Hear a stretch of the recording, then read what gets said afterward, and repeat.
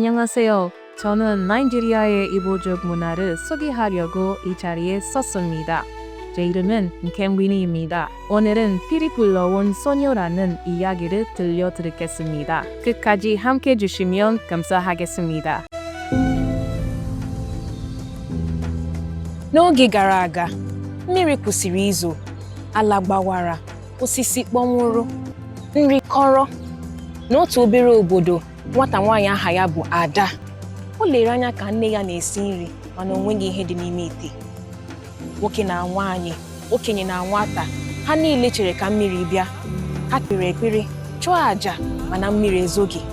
Ihe a gbawojuru Ada anya, o wee sị, m ga-eje chọta mmiri. Ha niile chịrị ọchị. Nwata nwanyị, gịnị ka ị mara? Ada siri ọnwụ, buru ite ụrọ ya banye n'ime ọfịa.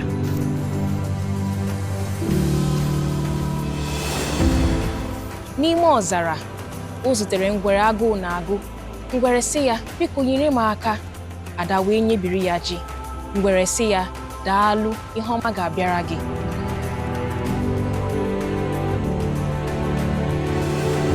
Ka ọ na-aga, o zutere nwa ewu gbajiri ọkpa.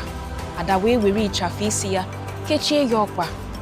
Nwa ewu sị ya, daalụ, ihe ọma ga-abịara gị. Mgbe o rutere n'ime ọgba na-emuke amuke, nwaanyị ojii nwere anya dịka mmiri jụrụ ya, gịnị mere iji bịa ebe a? Ịchọta mmiri ozuzo, Ada zara ya. Nwaanyị ahụ sị, naanị onye nwere obiọma ga-enwe ike ịbata ebe a. Ozugbo ngwere ahụ wee tụgharịa bụrụ mmụọ mmiri, nwa ewu ahụ tụgharịa bụrụ onye nche. Nwaanyị ahụ mmụọ amụ wee sị, ị nyere mgbe onwe gị ihe ị nwere. O wee nye Ada otu ite nsọ jupụtara na mmiri.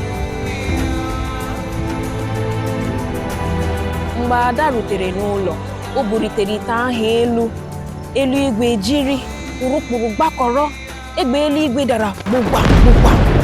Mmiri malitere izo.